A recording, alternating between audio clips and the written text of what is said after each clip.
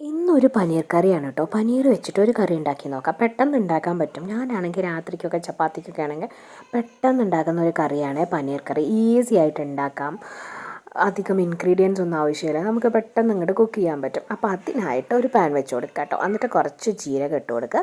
അതിനുശേഷം ഒരു സവാള ചെറുതായി അരിഞ്ഞതും പിന്നെ തക്കാളി ഒരു 2-3 വെളുത്തുള്ളി അത്രയും നമുക്ക് ചേർത്ത് കൊടുത്ത് ഒന്ന് വഴറ്റിയെടുക്കാം. പിന്നെ ഇതിലേക്ക് ഞാൻ ചേർത്ത് കൊടുത്തത് ഒരു പീസ് പട്ട ചേർത്ത് കൊടുത്തിട്ടുണ്ട് കേട്ടോ. അതുപോലെ പെരിഞ്ചീരകമൊക്കെ വേണമെങ്കിൽ ചേർത്ത് കൊടുക്കാം. ഗരം മസാല എന്തെങ്കിലും വേണമെങ്കിൽ ചേർത്ത് കൊടുക്കാം.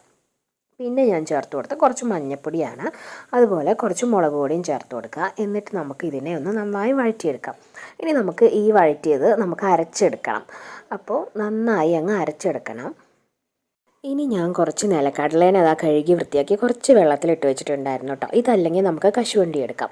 കശുവണ്ടിയോ ബദാമോ എന്ത് വേണമെങ്കിലും നമുക്ക് എടുക്കാം കേട്ടോ. ഇനി നമുക്ക് ഇതിൻ്റെ കൂടെ നമ്മൾ തക്കാളി സവാളയൊക്കെ വഴറ്റിയില്ലേ, അതിൻ്റെ കൂടെയോ നമുക്ക് ഈ നിലക്കടലേനെയും കൂടി ചേർത്തിട്ട് അങ്ങ് അരച്ചെടുക്കാം. ഒരു പിടി കടലയൊക്കെ എടുത്തിട്ടുണ്ട്. വീട്ടിൽ എത്ര പേരുണ്ട്, കറി എത്ര ആവശ്യമുണ്ട്, അതിനനുസരിച്ച് നമുക്ക് എടുക്കാം.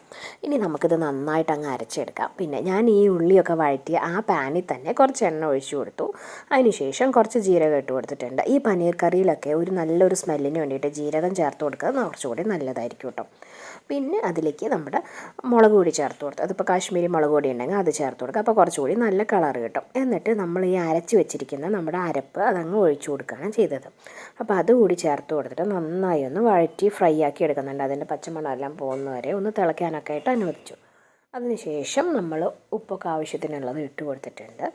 പിന്നെ നമ്മുടെ പനീർ കട്ട് ചെയ്ത് വെച്ച പനീറും കൂടിയും ചേർത്ത് കൊടുത്ത് കുറച്ച് നേരം ഒന്ന് തിളപ്പിച്ചു കേട്ടോ. അപ്പോൾ കറിയൊക്കെ ഈ കളറൊക്കെ ആയിട്ടുണ്ട്, നല്ലൊരു കളറായിട്ടുണ്ട്. പിന്നെ നമ്മുടെ മല്ലിയില ഉണ്ടായിരുന്നു, അപ്പോൾ അതുകൂടി ഞാൻ ചേർത്ത് കൊടുത്തു കേട്ടോ.